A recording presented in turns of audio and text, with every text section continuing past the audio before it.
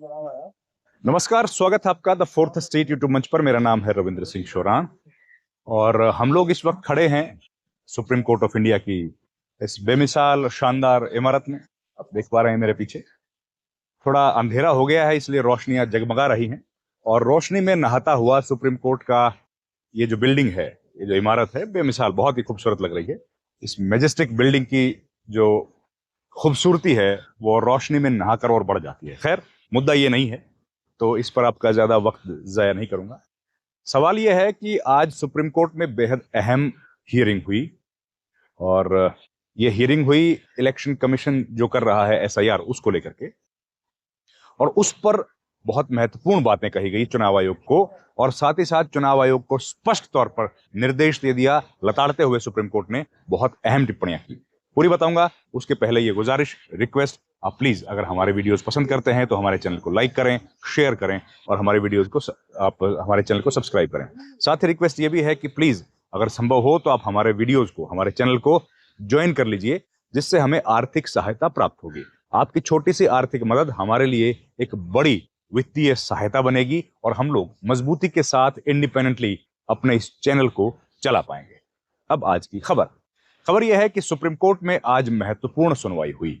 महत्वपूर्ण सुनवाई, आप जानते हैं एसआईआर का मामला चल रहा है और एसआईआर 9 प्रदेश और केंद्र शासित प्रदेश और 3 केंद्र शासित प्रदेश यानी कि कुल 12 जगह पर चल रहा है, 12 प्रदेशों में चल रहा है। आज सुप्रीम कोर्ट ने जो महत्वपूर्ण बातें हुई वो ये हुई कि सुप्रीम कोर्ट में इलेक्शन कमीशन को अभिषेक मनु सिंघवी ने कहा कि चुनाव आयोग कोई नहीं होता है यह तय करने वाला कि नागरिकता, इस देश का नागरिक कौन है और कौन नहीं है। नागरिकता तय करना इलेक्शन कमीशन के काम नहीं है। हालांकि चुनाव आयोग के वकील ने कहा कि ये एक्सक्लूसिव डोमेन केंद्र सरकार का नहीं है कि वो नागरिकता केवल तय करे। ये बात बड़ी बात है, ये बहुत बड़ी बात इलेक्शन कमीशन ने कही। हालांकि इस पर फैसला आएगा, लेकिन अभी तक जितने कानून हैं उनके हिसाब से मिनिस्ट्री ऑफ होम अफेयर्स है, वो लोग रिस्पॉन्सिबल हैं देश में नागरिकता बताने के लिए, कौन व्यक्ति नागरिक है कौन नहीं है और किसको नागरिकता मिलनी चाहिए या किसको नहीं मिलनी चाहिए। ये एक्सक्लूसिव डोमेन है मिनिस्ट्री ऑफ होम अफेयर्स का। लेकिन चुनाव आयोग ने इससे विपरीत एक तर्क दिया है।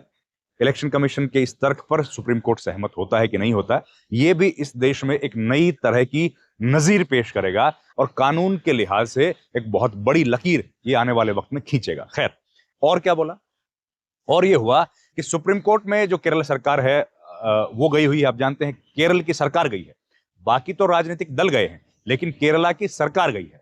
और केरल की सरकार जो सुप्रीम कोर्ट में गई है उसमें आज फिर केरल की सरकार की तरफ से कहा गया है कि यह गलत हो रहा है और हम लोग इस वक्त इस स्थिति में नहीं है कि हम लोग दो बड़ी गतिविधियां एक साथ चुनाव से जुड़ी हुई कर सकें। एक जो एसआईआर की प्रक्रिया चल रही है और दूसरा जो पंचायत चुनाव है वो। इस पर इलेक्शन कमीशन को लताड़ लगाते हुए आज chief justice of India Suryakant ने कह दिया कि आपको समय की अवधि बढ़ानी चाहिए। 1 सप्ताह इलेक्शन कमीशन ने कहा कि हमने 1 सप्ताह बढ़ा दी है। इस पर चुनाव आयोग को चीफ जस्टिस ने कहा कि 1 सप्ताह से काम नहीं चलेगा, आपको ये ज्यादा बढ़ानी चाहिए। एक दूसरा, इलेक्शन कमीशन को अपने हलफनामे सौंपे, रिक्वेस्ट सौंप दें। यह बात कही है चुनाव आयोग और राजनीतिक दलों को सुप्रीम कोर्ट ने, और उन्होंने कहा है कि 2 दिन के भीतर ये सौंप के तय करें कितना दिन बढ़ाना है। ये दोनों बातें आज महत्वपूर्ण है। मतलब कि सुप्रीम कोर्ट भी इस बात को मान रहा है कि जो इलेक्शन कमीशन है उन्होंने जो टाइम फ्रेम फिक्स किया है, 1 सप्ताह का बढ़ाया है, 1 महीने का समय दिया है, 1 सप्ताह उसको बढ़ा दिया है, वो सही नहीं है, वो कम है और उसको और ज्यादा बढ़ाने की जरूरत है ताकि हर व्यक्ति उसको इंक्लूड किया जा सके। अब एक और बात बताई गई कि भाई करीब 35 लाख ऐसे लोग हैं केरला अकेले में जो कि बाहर रहते हैं, विदेश में रहते हैं। डायस्पोरा है, कोई गल्फ में रहता है, कोई यूरोप में रहता है, कोई अमेरिका में रहता है, ऑस्ट्रेलिया में रहते हैं। वो लोग कैसे लौटेंगे? उनके लिए 1 महीने का समय पर्याप्त नहीं है। तो इस पर सुप्रीम कोर्ट ने बिल्कुल ये बात दोहराई और उन्होंने कहा कि ये समयावधि कम है, बढ़ानी पड़ेगी।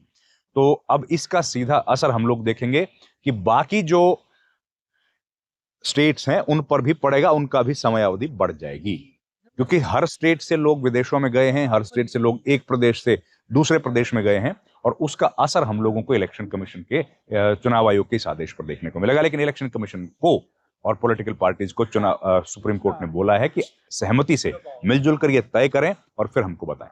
मामले पर अगली सुनवाई जो है वो 4 दिसंबर को होगी। 2 दिसंबर आज है, 4 दिसंबर को, यानी कि एक दिन के बाद परसों से इस पर सुनवाई होगी। खैर, और क्या हुआ?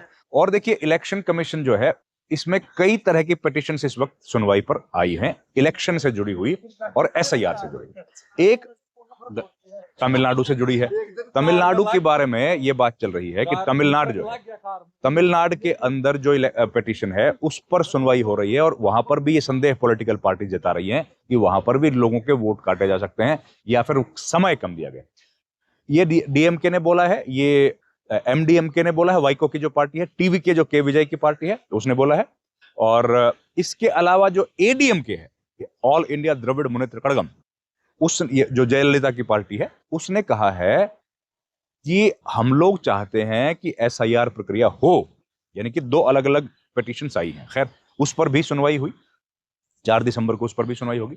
और केरल का मैंने बताया कि केरल में सरकार गई है, पॉलिटिकल पार्टीज भी गई हैं, और उनका कहना है कि हमारे पास लोग नहीं है, तो इस पर जो चुनाव आयोग है उसने कहा कि 25,000 लोग हमारे पास हैं जो एसआईआर की गतिविधियों में हम लोगों ने लगा रखा है, उसके काम में लगे हुए हैं। 25,000 लोग हैं, तो हमको अगर कोई दिक्कत आएगी तो हमको बता सकते हैं। पर उस पर इलेक्शन कमीशन को स्पष्ट तौर पर कह दिया है कि आपको समय अवधि बढ़ाने के निर्देश दिए हैं। तो ये एक बड़ी डेवलपमेंट है कि चुनाव आयोग जो समय नहीं बढ़ा रहा था, वो अब समय धीरे धीरे इलेक्शन कमीशन को बढ़ाना पड़ रहा है। एक और जो महत्वपूर्ण सुनवाई चल रही है चुनाव आयोग के साथ, वो चल रही है कि इलेक्शन कमीशन जो ये पूरी काम कर रहा है, पूरा ये जो प्रोसेस चला रहा है, क्या process? SIR, special intensive revision का, ये संवैधानिक है या नहीं है?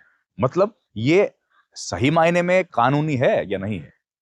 इस पर भी बहुत लंबी चौड़ी बहस हुई, और अभिषेक मनु सिंघवी ने इस पर अपनी तरफ से बहुत महत्वपूर्ण कई बातें रखी, सुप्रीम कोर्ट में अपने तर्क रखे, अपने आर्ग्यूमेंट्स रखे, और उसने अभिषेक मनु सिंघवी ने सुप्रीम कोर्ट में पूछा कि किन आधारों पर एसआईआर करवाया जा रहा है। अगर घुसपैठियों का सवाल है तो आसाम में एसआईआर क्यों नहीं हो रहा? क्योंकि सबसे ज्यादा घुसपैठियों का जो असर है या घुसपैठियों का जो विवाद है वो तो आसाम में है, तो ऐसे में वहां केवल एसआईआर क्यों करवाया जा रहा है? दूसरा ये बताया गया कि सुप्रीम कोर्ट में ये बताया गया अभिषेक मनु सिंघवी के द्वारा कि इलेक्शन कमीशन जो है वो संवैधानिक बॉडी है। संवैधानिक बॉडी तो है, लेकिन वो संविधान के दिए हुए ताकतों के अंदर ही काम कर सकती है।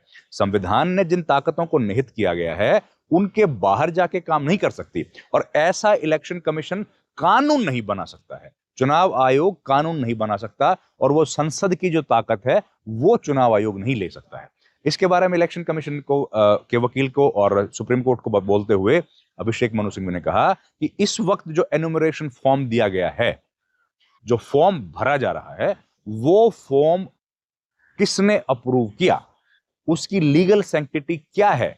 अभी तक उस फॉर्म को जो दिया गया है, फॉर्म को जो भरा गया है, फॉर्म को जो डिस्ट्रीब्यूट किया गया है, वो अपनी लीगल सैंक्टिटी कहां से लेके आता है? क्या वो संसद ने अप्रूव किया है? और रिप्रेजेंटेटिव ऑफ पीपल एक्ट 1951 है, वो ये बात कहता है कि इलेक्शन कमीशन को वही काम करना होगा जो इसके दायरे में है, और चुनाव आयोग वो काम कर रहा है जो आरपी एक्ट के बाहर है। मतलब इलेक्शन कमीशन वो काम कर रहा है जो आरपी एक्ट से बाहर है और जो कि उसके दायरे में नहीं है। तो ये तमाम बातें आज हुई इलेक्शन कमीशन के बारे में। अगली सुनवाई 4 दिसंबर को होगी। मतलब सुप्रीम कोर्ट अब लगातार सख्त है और महत्वपूर्ण बातें कही जा रही हैं, इलेक्शन कमीशन को लताड़ लग रही है।